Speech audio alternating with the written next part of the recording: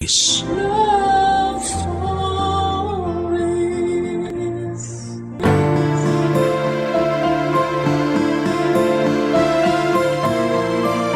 Ang pag-alis ng isang ina patungong ibang bansa ay isang desisyon na puno ng emosyon at sakripisyo. Gayunpaman, ang kanilang pagmamahal at pangarap para sa pamilya ay palaging mananatili. Ikaw, kabarangay, naranasan mo na ba ang magkaroon ng magulang na ng ibang bansa para sa iyong kinabukasan? Dear Papa Dudut, magandang araw po sa inyo at sa ating mga kabarangay. Ako nga po pala si Sheena at nais ko pong ibahagi sa inyong lahat ang kwento ko. Ako po ay only child at lumaki ako sa isang simple pero masayang pamilya kasama sina mama at papa. Maayos at puno ng pagmamahal ang childhood ko. Pero gaya ng karamihan sa mga pamilya, may mga pagkakataon din na nagkakainitan sina mama at papa. Habang lumalaki ako, nakita at naranasan ko yung mga tampuhan at away nila. Pero gayon pa man ay hindi ako nagtanim ng sama ng loob sa kanila. Habang tumatanda kasi ako, mas nare-realize ko na hindi madali ang maging magulang. Tao lang din sila. May limitasyon, napapagod at nagkakamali. Pero sa kabila ng lahat ay hindi naghiwalay sina mama at papa. Lagi nila akong ginagawang priority at sapat na yon para masabi kong mahal nila ako. At kahit papaano ay masasabi ko rin na maswerte pa rin ako. Hanggang sa dumating yung panahon na nawalan ng trabaho si Papa. Doon na talaga nag-iba ang takbo ng buhay namin. Unti-unting dumami ang mga utang namin at halos araw-araw na nagtatalo ang mga magulang ko. Lalo na tungkol sa pera. Dumating yung araw na sinabi ni mama na nagbabalak na siyang mag-abroad para makapagtrabaho. Masakit sa akin yon kasi bilang anak, natural lang na ayaw kong mapalayo sa mama ko. Pero alam ko rin na kailangan yon kasi kailangan naming bayaran ang mga utang. At kailangan rin ng pangtusto sa pag-aaral ko. Nangako naman si Papa na maghahanap siya ng bagong trabaho para mas makaraos kami kahit papaano. Pagkalipas ng ilang buwan ay dumating na yung araw ng pag-alis ni Mama para makapagtrabaho sa ibang bansa. At kaming dalawa na lamang ni Papa ang naiwan sa bahay. Sobrang lungkot ko noon, pero hindi ako nagtampo. Alam kong ginagawa to ni Mama para sa kabubuti ng pamilya namin. At yun ang isa sa mga bagay na habang buhay kong tatanawin na utang na loob kay Mama. Pagkaalis ni Mama ay hindi na nag-aksaya ng oras si Papa para kausapin ako. Pinag-usapan namin kung paano na ang magiging takbo ng buhay namin lalo na't ngayon at wala na si Mama sa bahay. Hinding-hindi ko makakalimutan ang pag-uusap namin ni Papa noong araw na yon kasi kakalis lang ni Mama, Papa Dudut.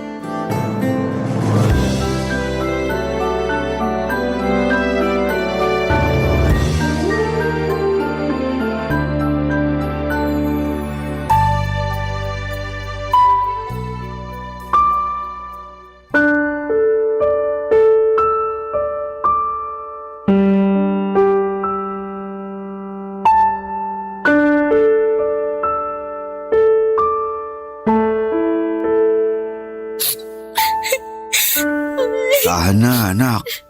Pa, dapat hinatid na lang natin si Mama sa airport eh. Yung mama mo mismo ang nagsabi na wag na daw natin siyang ihatid kasi baka lalo lang daw siyang malungkot sa airport. Isipin mo na lang na ginagawa ng mama mo to para mas guminhawa ang buhay natin at para makapagtapos ka rin ng pag-aaral.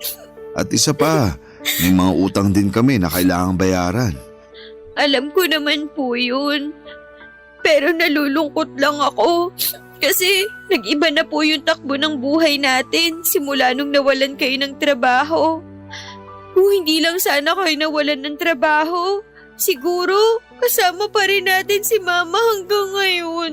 Sana maintindihan mo na hindi ko naman ginusto yung nangyari. Palugin na kasi yung hotel na pinapasukan ko noon at kinailangan nila mag-lay off ng mga empleyado.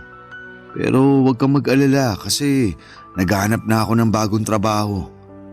Ipagdasal mo na lang na sana matanggap ako kaagad. Talagang ipagdadasal ko po yun. Basta ako, kapag nakapagtapos na ako ng pag-aaral, maghahanap ako ng magandang trabaho. Nang sa ganun, hindi nakakailanganin ni Mama ng mga ibang bansa. Diyan ako saludo sa'yo eh.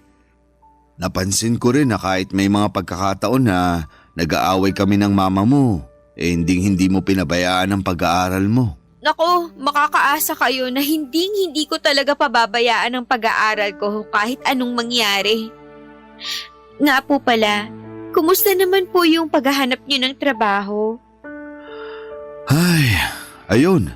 Nakadalawang interview na ako pero hindi pa rin ako binabalikan eh. Sana pala, hindi na lang ng ibang bansa si Mama. Sana pala inantay niya na lang kayo na magkaroon ulit ng trabaho. Nako, alam mo naman yung mama mo, napakasigurista. Gusto niya yung habang tumatagal, mas dumadami yung ipon namin. Grabe din pala yung sakripisyo ni Mama para lang masigurado na magiging stable yung buhay natin. Alam mo, isa din yan sa pinag-awayan namin ni mama mo. Ang totoo niyan, pinigilan ko yung mama mo na mag-abroad. Kasi sabi ko sa kanya, makakahanap din ako ng panibagong trabaho. Pero alam mo naman yung mama mo, may katigasan ng ulo at hindi nagpapapigil. Siguro okay na rin to. Kasi alam kong mas magiging magaan na ang buhay natin pagbalik ni Mama. At makakapagtapos na rin ako ng pag-aaral pagdating niya.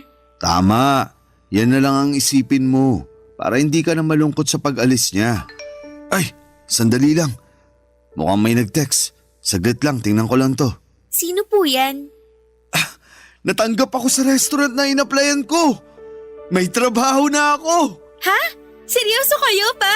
Oo, matutulungan ko na rin ang mama mo sa mga gastusin natin. Masaya po ako para sa inyo. Salamat anak. Lagi mong tatandaan na lahat ng ginagawa namin ng mama mo ay para din sa'yo, okay? Alam ko naman po yun. Kaya mahal na mahal ko kayo eh. Ang sweet naman ng anak ko. Payakap nga.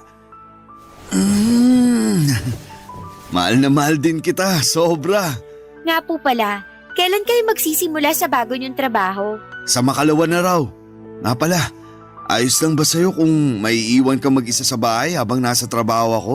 Syempre naman po. Kaya huwag kayong mag-alala kasi kadalasan nasa school naman ako eh. At isa pa, 19 na po ako. Kaya ko na ang sarili ko. Basta kung may kailangan ka, wag kang magdadalawang isip na tawagan ako, ha? Opo pa. Oh, halika na. Ha? Saan po tayo pupunta? Kakain tayo sa labas. May trabaho na ako, di ba? Magse-celebrate tayo. Pa naman, gagastos pa kayo. Dito na lang tayo sa bahay. Akong bahala dyan. Minsan lang naman mangyari to. Tsaka, mabuti na yung paminsan-minsan nakakakain tayo ng pagkain na mahirap bigkasin. Kayo talaga. Sige po, magbibihis lang ako. Bilisan mo, ha? Kumain kami ni Papa sa isang mamahaling restaurant noong araw na yon para ipagdiwang ang pagkatanggap niya sa bago niyang trabaho. Sobrang saya ko noong araw na yon kasi kahit papaano'y gumaan yung pakiramdam ko. At hindi ko na masyadong naaalala ang pag-alis ni Mama. Sa sobrang busog at saya namin ni Papa noong araw na yon, pag-uwi namin sa bahay ay pareho na lamang kaming napahiga at agad na nakatulog. Pero syempre dumating din yung mga araw na naramdaman ko na wala na talaga si Mama kasi sobrang tahimik ng bahay at ramdam ko talaga yung puwang na iniwan ni Mama. Hindi naging madali ito sa akin kaya palagi kong tinatawagan si Mama. At sa bawat tawag ay parang unti-unti ko nang natatanggap na kailangan naming magkalayo pansamantala. Buti na lang talaga at mukhang masaya at maayos si Mama sa pinagtatrabahuhan niya. at kapag hindi kami nakakapag-usap ni Mama. Lalo na kapag sobrang busy siya ay nilulublob ko na lamang ang sarili ko sa pag-aaral. Iniisip ko na siguro kung magbisi-bisihan ako, mas mabilis lilipas yung mga araw. At dumating na rin yung araw na nagsimula na magtrabaho si Papa. At hating gabi na siyang nakakauwi. Minsan nakakatakot kasing mag-isa lamang ako sa bahay. Lalo na kung walang pasok pero madalas nakakalungkot. Pero pinipilit kong intindihin ang sitwasyon, Papa Dudut. Alam ko naman na ginagawa nila Mama at Papa ito para sa kinabukasan namin. May mga araw na rin na sobrang gulo at dumi na sa bahay. Hindi dahil sa tamad kami kundi dahil pareho kaming palaging pagod ni Papa. Napapansin ko na talaga na may mga bahagi na ng bahay na nababalot na ng alikabok. At yung mga halaman namin sa labas ay parang unti-unti nang nalalanta. Ang totoo niyan, kaya ko namang maglinis. Pero hindi ko lang magawa araw-araw dahil sa dami ng ginagawa ko sa school. Si Papa naman halos hindi na rin makagalaw pag uwi kasi sobrang bilis daw ng takbo sa restaurant na pinagtatrabahuhan niya. Araw-araw siyang pagod. At dahil doon ay hindi na rin siya masyadong nakagagawa ng mga gawaing bahay. At dumating ding ang araw na pinag-usapan na namin ni Papa yung sitwasyon sa bahay.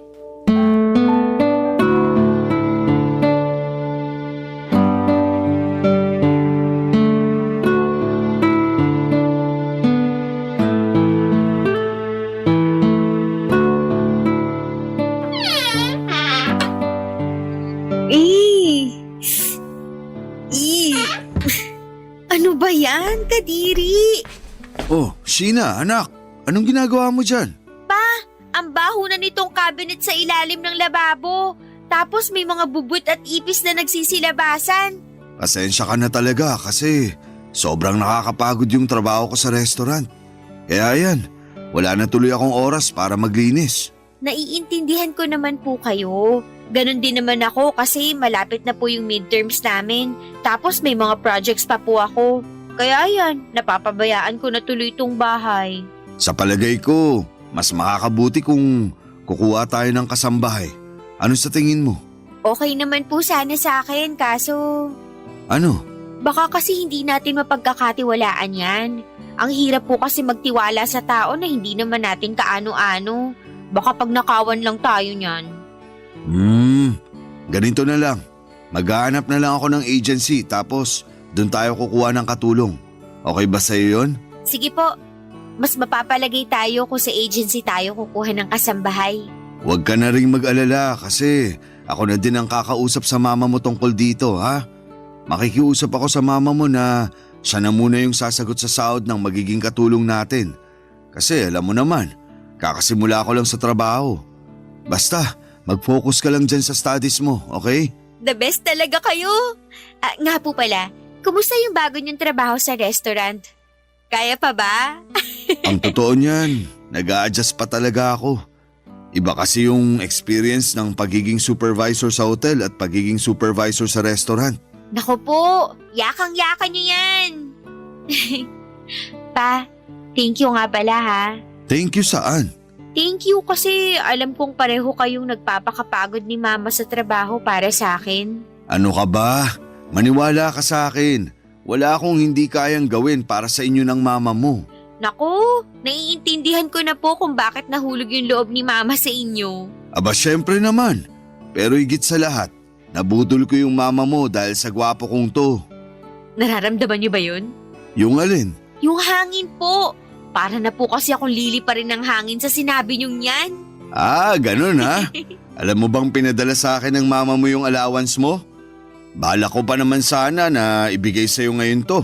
Andito na nga sa bulsa ko. Kayo po talaga, hindi na mabiro. Sigurado ako na mahihiya si Ruru Madrid sa kagwapuhan niyo. Akin na po yung allowance ko. Nambola pa talaga. Oh, eto na yung allowance mo. Nga pala anak, kumusta na yung mama mo? Hindi po ba kayo nag-uusap? Nag-uusap naman. Kaso nitong mga nakaraang araw, hindi na ako masyadong nakakapag-update sa mama mo. Kasi sobrang busy namin dun sa restaurant. Nung huli kaming nag-uusap, Binili niya lang sa akin na ibigay ko raw sa'yo yung allowance mo. Naku pa, bumawi kayo. Sige ka, baka magtampo sa inyo si Mama. Ako nga, araw-araw kong tinatawagan si Mama eh. Sigurado naman ako na maiintindihan niya ako kasi busy din naman siya sa trabaho niya abroad. Kung sa bagay. Anyway, mukhang okay naman na po si Mama. Araw-araw siyang nagchat-chat sa akin para kumustahin yung pag-aaral ko. Mabuti naman kung ganun. Alam mo, matagal ng pangarap ni mama mo yung makapagtapos ka kasi hindi siya nakapagtapos eh. Bakit naman po? Hindi pa pala namin nakwento sa iyo yung dahilan kung bakit hindi na nakapagkoleyo yung mama mo. Hindi pa po. Ganito kasi yan. 19 years old lang yung mama mo noon at ako naman 20 years old nung nagpakasal kami. Ang totoo nga niyan, sumalangit nawa ang mga kaluluwa nila. Tutol na tutol yung lola at lolo mo sa pagmamahalan namin ng mama mo. Pero talagang ipinaglaban ko yung relasyon namin. Naku po, kayo pala yung dahilan kung bakit hindi nakapagtapos si Mama eh. Nakakahiyamang aminin, pero parang gano'n na nga. Pero maayos naman ang kalagayan natin ngayon. Hindi rin naman tayo namumulubi, hindi ba? Kung sa bagay, basta ako, sisiguraduhin ko po talaga na makakapagtapos ako ng pag-aaral para po sa inyo ni Mama. Proud na proud ako sa iyo, anak. Pareho kaming maswerte ng mama mo sa iyo. Kayo naman po ngayon ang nambobola sa akin. Nga pala, doon na muna ako sa kwarto ko ha. Maghahanap lang ako sa internet ng mga agency na pwede natin pagkuhanan ng kasambahay. Sige po. Kay Papa ko ipinagkatiwala yung paghahanap ng agency at gusto ko na rin na makahanap kami ng kasambahay sa lalong madaling panahon. Sosyal, hindi ba? Pues kung sa tingin ninyo po ay mayaman kami ay nagkakamali kayo. Hindi po kami mahirap pero yung kinikita kasi nila Mama at Papa ay hindi rin sapat para matawag nyo kaming mayaman. May mga gabi talaga na napapadasal na lamang ako na sana'y manalo kami sa loto. Sana yung iniisip na lang namin ay kung paano gagastusin ang napakaraming pera.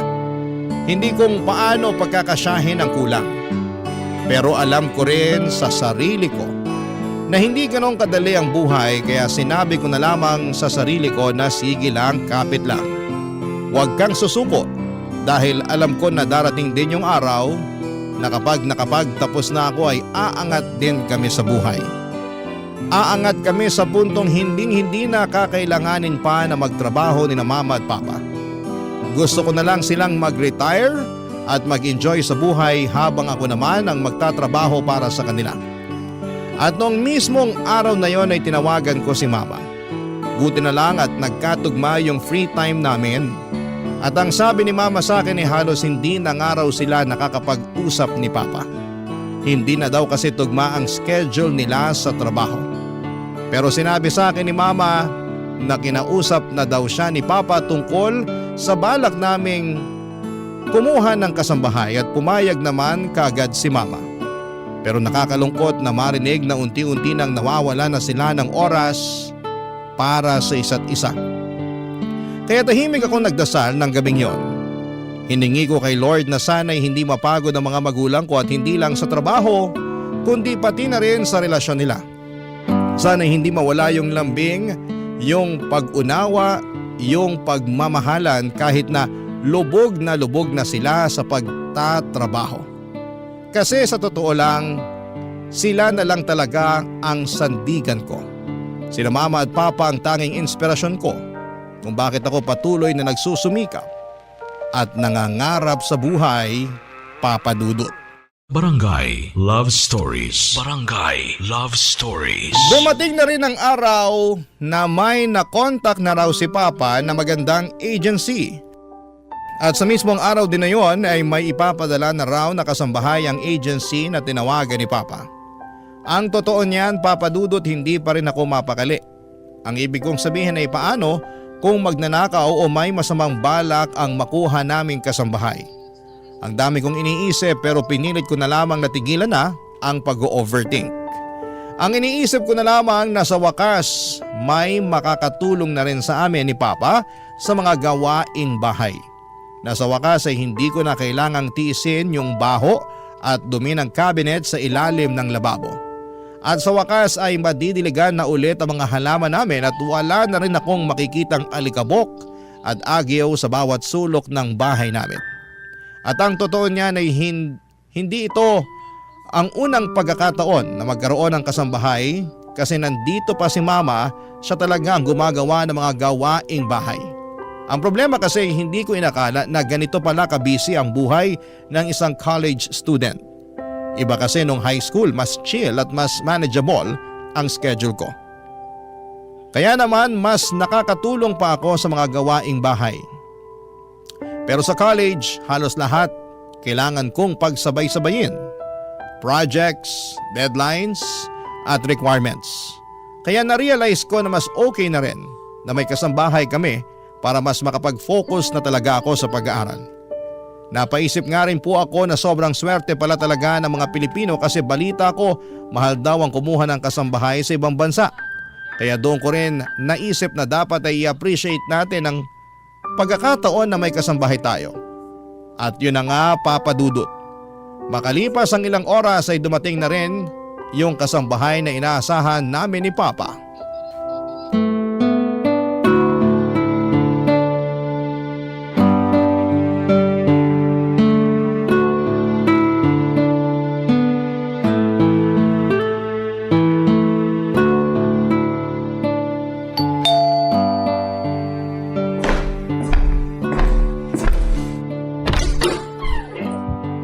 Hello? Ikaw ba yung kasambahay na pinadala ng agency? Ay oo, ako nga po. Halika, pasok ka. Maupo ka rito sa sala. Salamat. Kayo po ba yung magiging amo ko? Ah, hindi. Anak lang ako. Ang totoo niyan, yung papa ko ang magiging amo mo.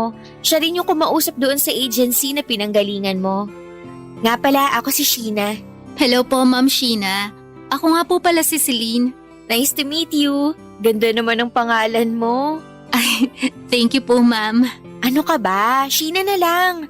Huwag na yang ma'am. At tigilan mo na rin ang kakapo mo sa akin. Sige, Sheena. Antayin na lang natin si Papa ha.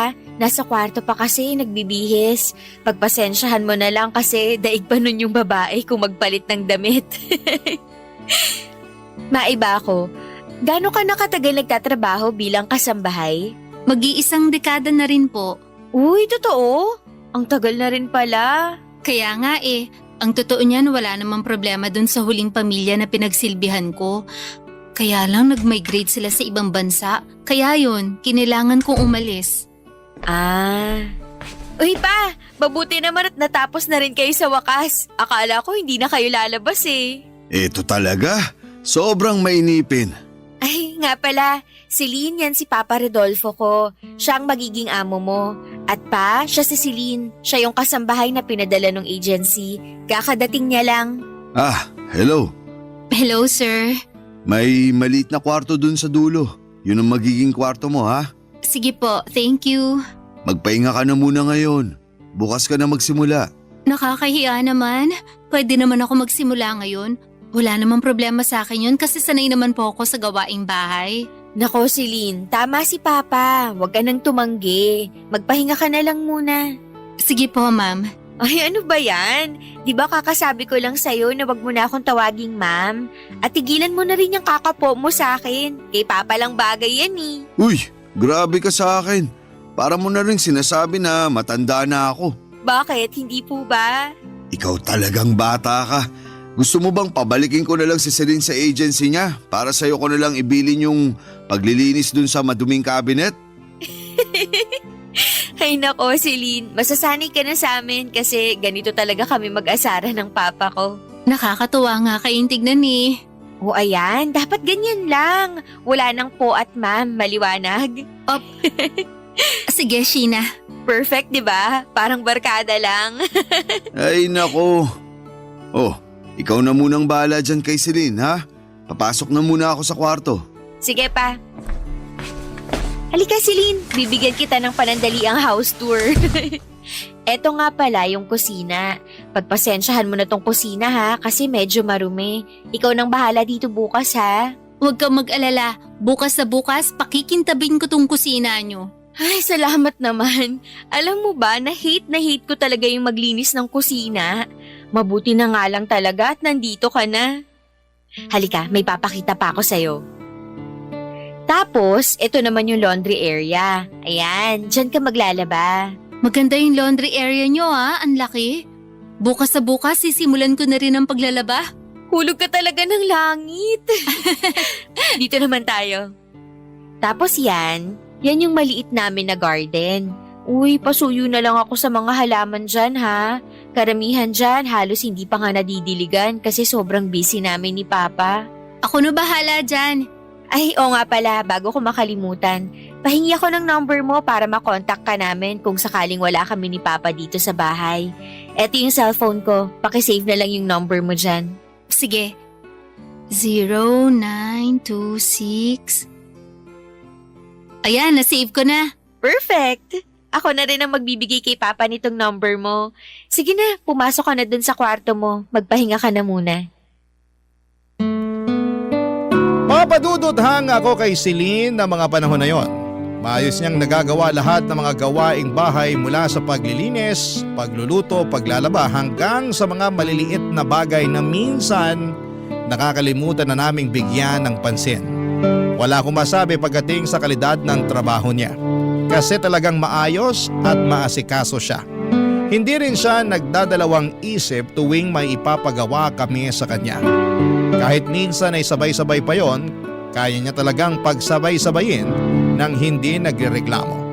Siguro ay nakakatulong din na bata pa siya. Parang nasa late 20s pa lamang yung edad niya. Kaya may lakas pa at hindi siya kaagad napapagod. Isa pa sa mga pinaka na-appreciate ko kay Celine ay ang pagiging trustworthy niya. Sa tuwing wala kami ni Papa sa bahay, panatag ang loob namin. Walang nawawalang gamit at tuwing umuuwi kami ay maayos ang lahat. Malinis ang bahay, nakahain na ang pagkain at alam niya na kaagad ang gagawin kahit na hindi mo na siya utusan. Kaya kahit papaano ay gumagaan din ang buhay namin dahil sa tulong niya. Lumipas nga ang mga buwan at naging consistent naman ang performance ni Celine. Tahimik lamang siya, hindi madaldal pero kapag kinakausap mo, maayos naman siyang sumasagot at magaling din. Wala kaming naging issue sa kanya kaya siguro'y naging kampante rin kami sa presensya niya sa bahay. Pero isang araw, noong nagpaalam ako kay Papa na mag-overnight ako sa bahay ng kaklase ko para gumawa ng group project. At habang naghahanda ako ng mga dadalhin kong gamit ay napansin ko na nawawala yung flash drive ko. Sobrang importante po noong flash drive na yon kasi doon nakalagay lahat ng mahalagang files ko para sa school. Kaya naman nagpanik na ako at hinalughog ko talaga ang bahay para lamang mahanap yung flash drive ko na yon, Papadudot.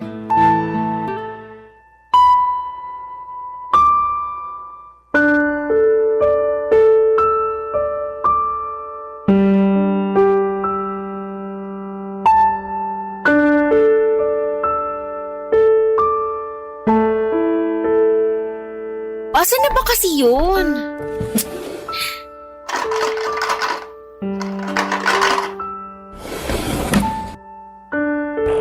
Nak, papasok ako ha.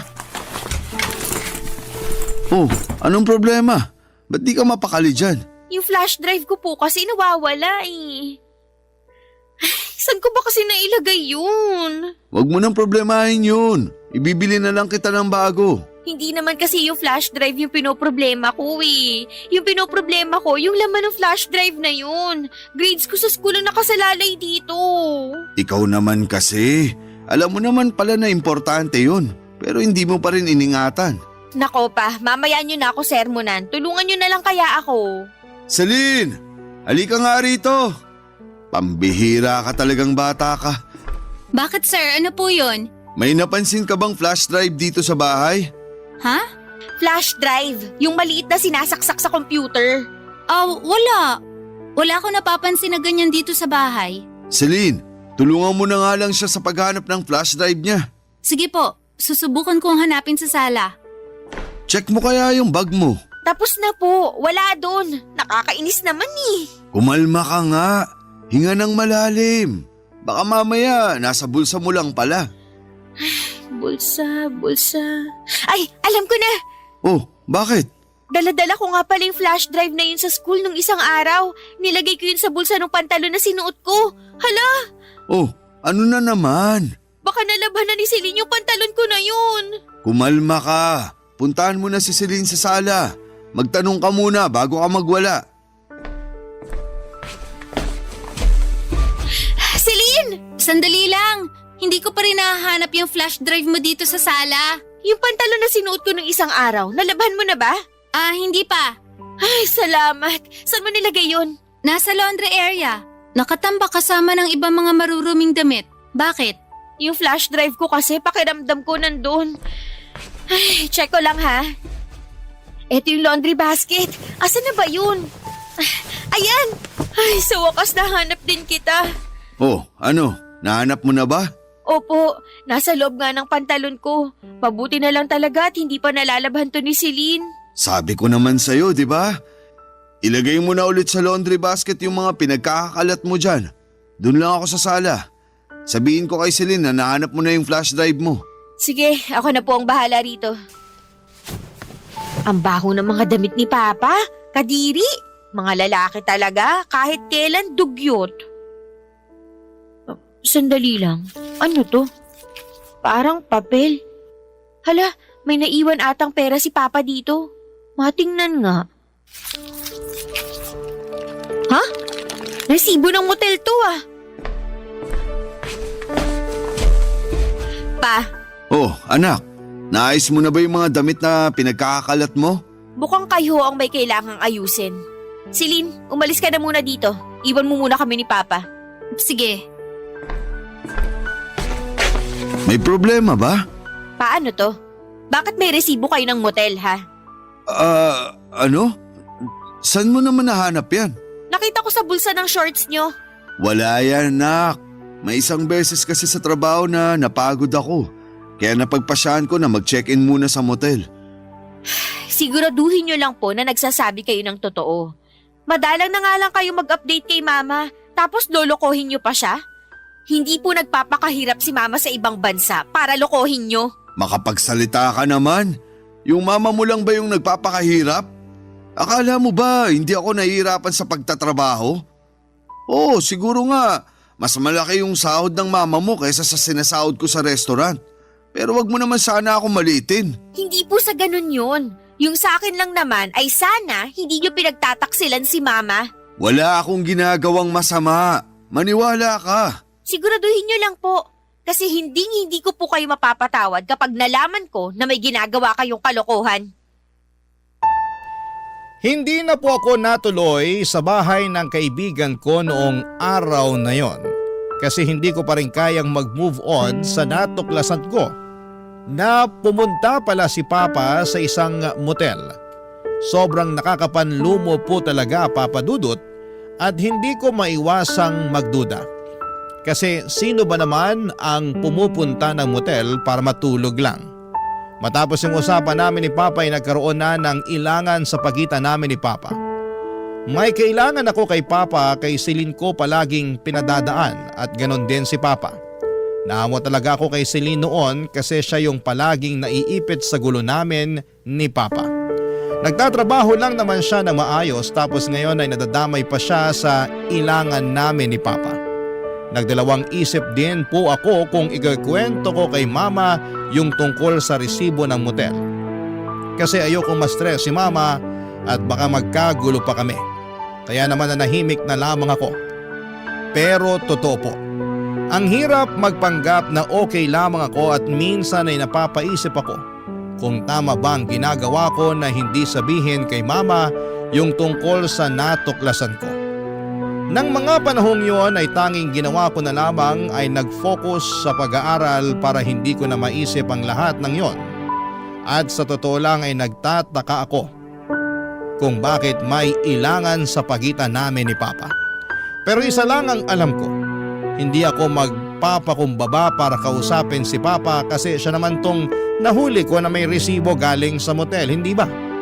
Minsan kahit na nababahala ako sa lahat ng nalaman ko kahit papaano, ay inunawa ko pa rin si Papa kasi baka nga naman may magandang dahilan siya at nagpapahinga lang talaga siya sa motel noong araw na yon. Napagtanto ko rin na baka masyado lamang ako naging mapanghusga sa lahat ng mga nangyari, Papa Dudut. Pero ano nga kaya ang totoong kwento ng resibo sa motel? Barangay Love Stories. Barangay Love Stories. Noong nagkaroon kami ni Mama ng pagkakataon na mag-usap ng mas matagal, pasimple ko siyang tinanong tungkol sa mga pinag-aawayan nila ni Papa noong nandito pa si Mama sa Pilipinas. Kasi Papa Dudut, madalas ko silang marinig na nag-aaway ni Mama pero ni minsan ay hindi ko inalamang kadahilanan. Sabi ko kasi noon ay problema nila yon bilang mag-asawa at ayoko na sanang makialam pa. Pero ngayon, nawala na si Mama at kami na lamang ni Papa ang natira sa bahay, parang nararamdaman ko na may karapatan na akong malaman ang mga bagay-bagay. Kinuwento sa akin ni Mama na matagal na pala niyang may hinala siya na may ibang babae si Papa. Pero palagi raw itong tinatanggi ni Papa. At hindi na rin pinatagal ni Mama ang isyo kasi wala naman siyang pruweba na makakapagpatunay na nambababae nga si Papa.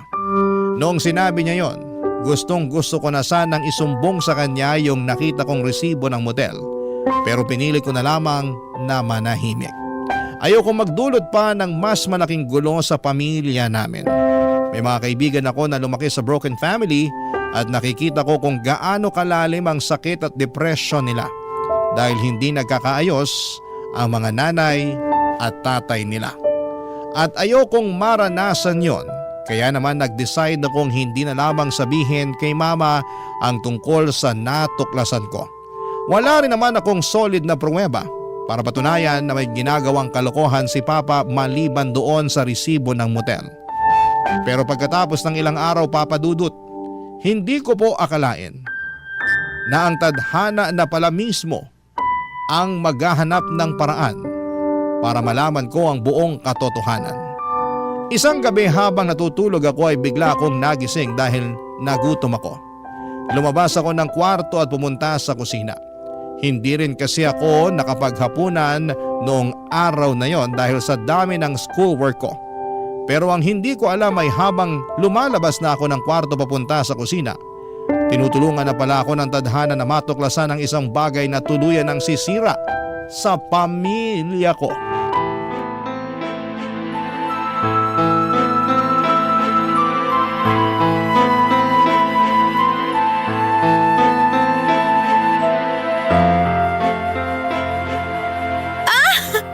May kiliti ako dyan, ano ba? Wala kang magagawa kasi paliligayain kita ngayong gabi. Teka lang, paano si Sheena? Huwag kang mag-alala. Tulog na yun.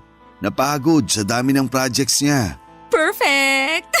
Akong bahala sa'yo. Anong ibig sabihin nito? Walang yakang babae ka? Aray Sheena, mo! tumigil ka! Walaan ka Wala kaming ginagawang masama. Huwag mo akong gawing tanga pa. Dinig na dinig ko sa labas yung paglalandian nyo. Anak, magpapaliwanag ako. Sige, ngayon nyo itanggi na wala kayong ginagawang kabulastugan. Grabe, napakawalang ya nyo. Hindi nagpapakapagod si Mama sa ibang bansa para lang pagtaksilan nyo. Palagi mo na lang pinaparamdam sa akin na mas malaki yung naaambag ng mama mo sa pamamahay na to. Na mas may pakinabang yung mama mo kaysa sa akin. Hindi ko ginusto na mawala ng trabaho sa hotel. Akala mo ba madali sa akin tanggapin yung mas malaki pa yung naiaambag ng mama mo sa pamamahay na to kaysa sa akin? Isang malaking kahihiyan sa akin yun bilang ama mo. Hindi ko gusto yung pakiramdam na nakatunganga lang ako kasi ayaw kitang bigyan ng oportunidad na iparamdam sa akin na inutil ako. Sandali lang, nakatunga nga. Akala ko ba may trabaho kayo sa restaurant? Wala yun. Nabigla lang ako sa sinabi ko. Utang na loob.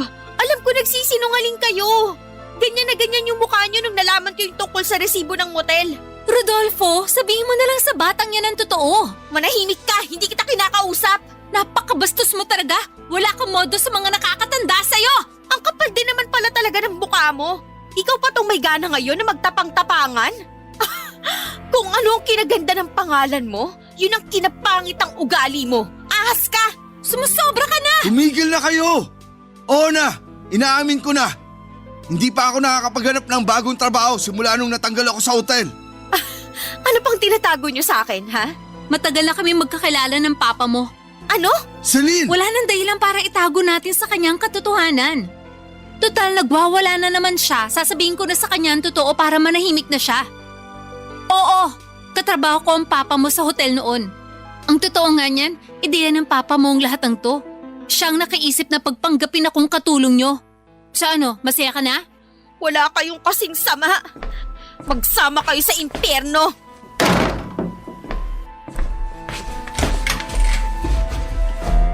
Anak, sandali lang! Kukunin ko ng mga gamit ko at lalayas na ako sa bahay na to.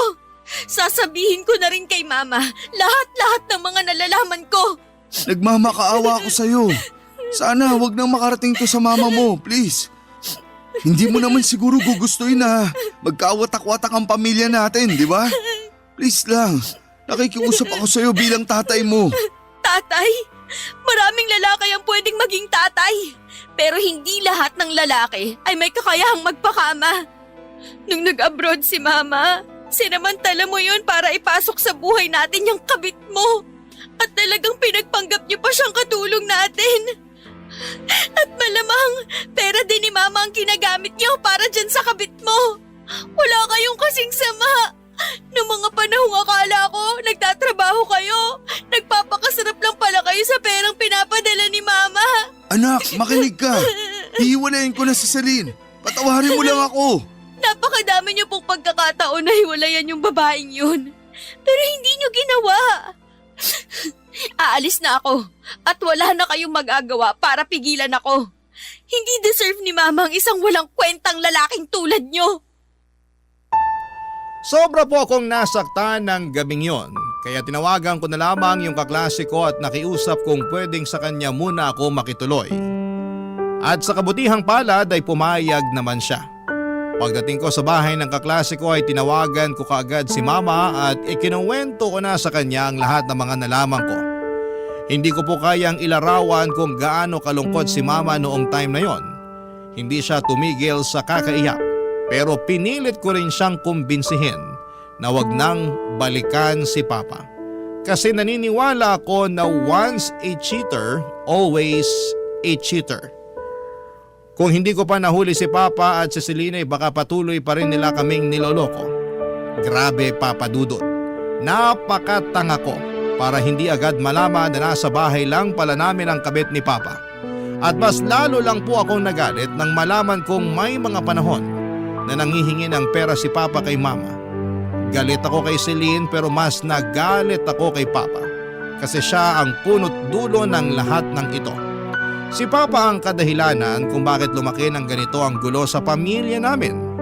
Ang totoo niyan ay hanga ako kay Papa kasi nagawa niyang magpanggap na may trabaho siya. Pero yun pala, kung ano-anong alibay na ang binibigay niya kay Mama para makakuha siya ng pera.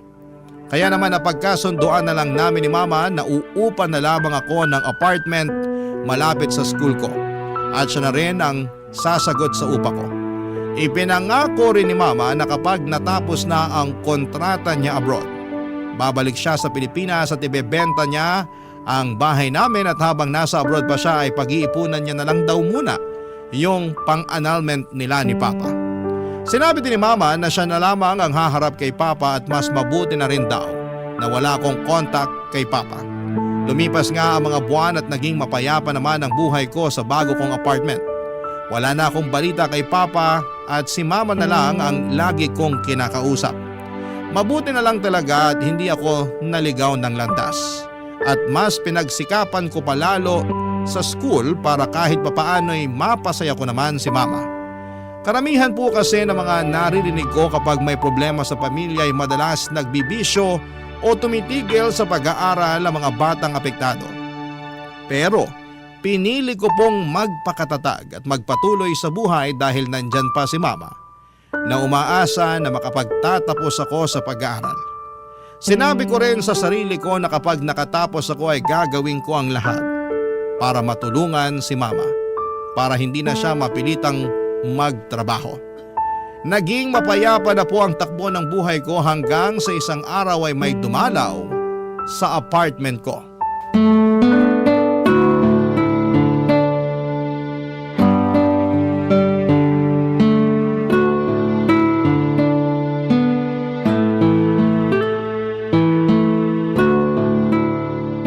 Siyempre naman, ma.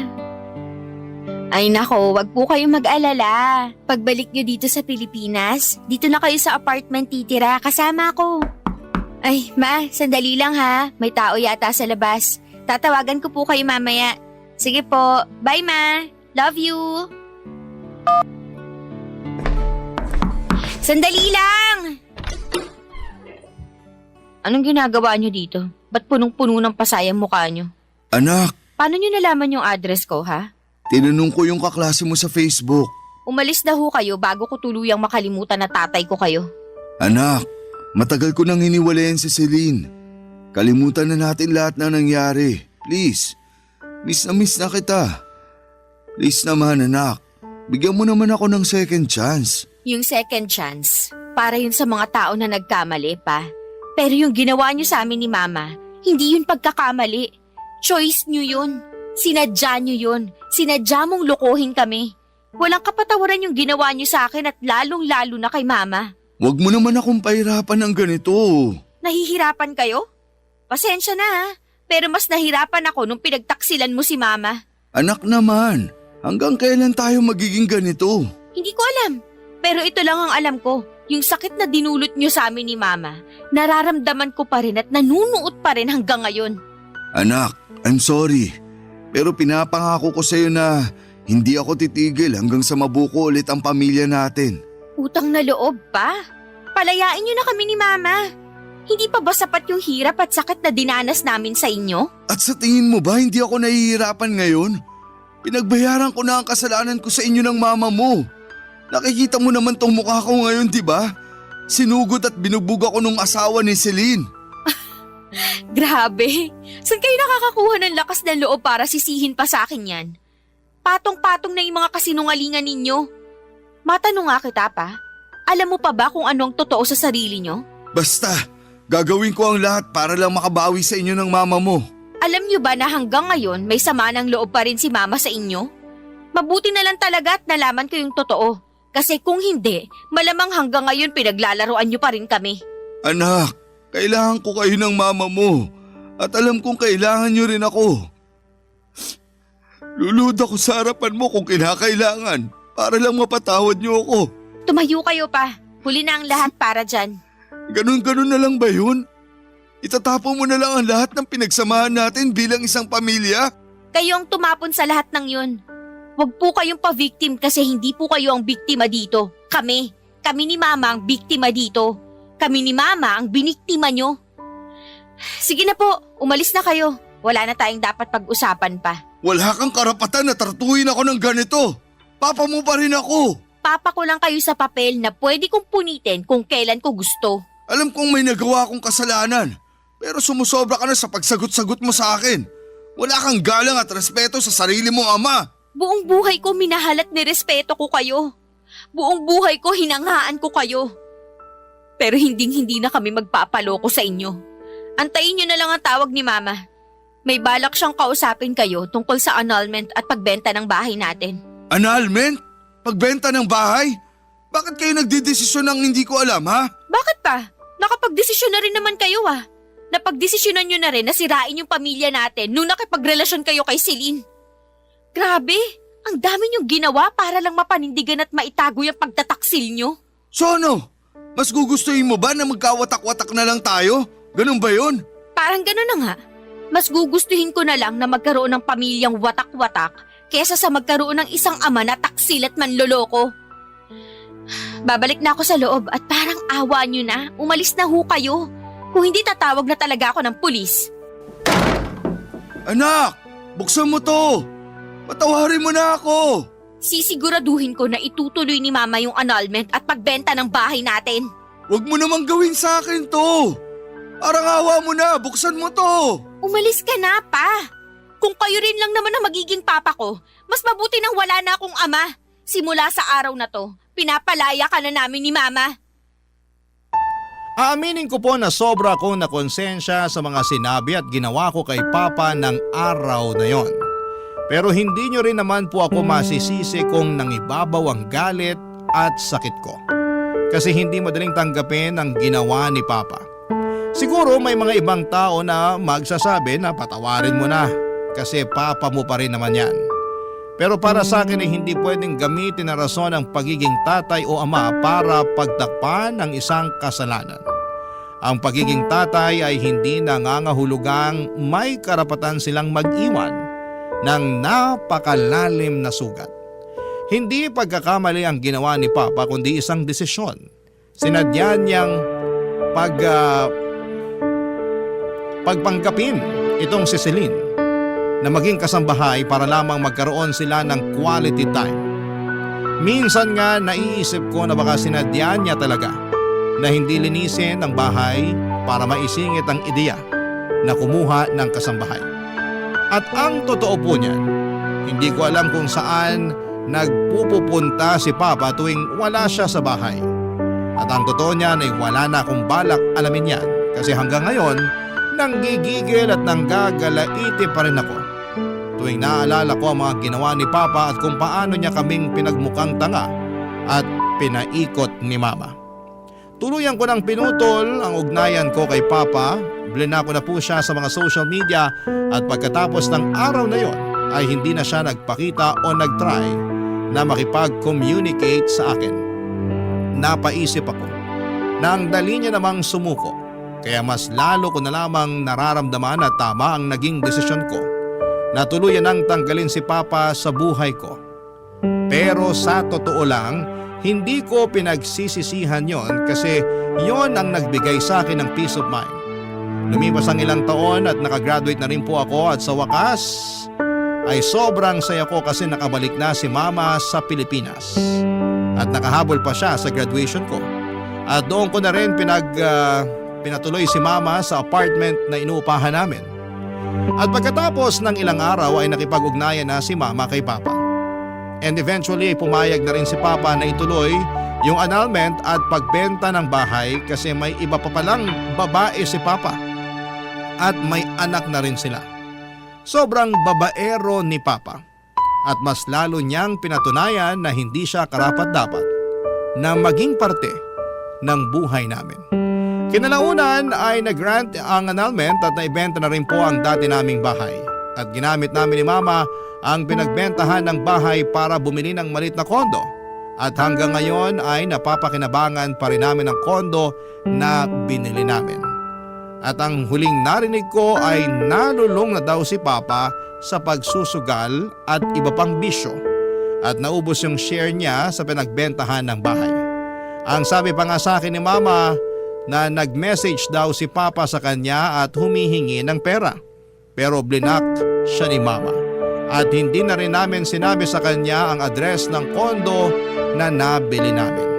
Tuluyan na talaga namin siyang binura sa buhay namin. Papa Dudut, alam ko na hindi masaya ang ending ng kwento ng buhay ko pero masasabi ko na at least nakalaya na kami sa buhay na puno ng kasinungalingan at panlilinlang. Maraming salamat po at binigyan niyo ako ng pagkakataon na maibahagi sa inyo ang parte ng buhay ko na puno ng sakit. Salamat po and more power po sa Barangay LS and God bless po sa inyo.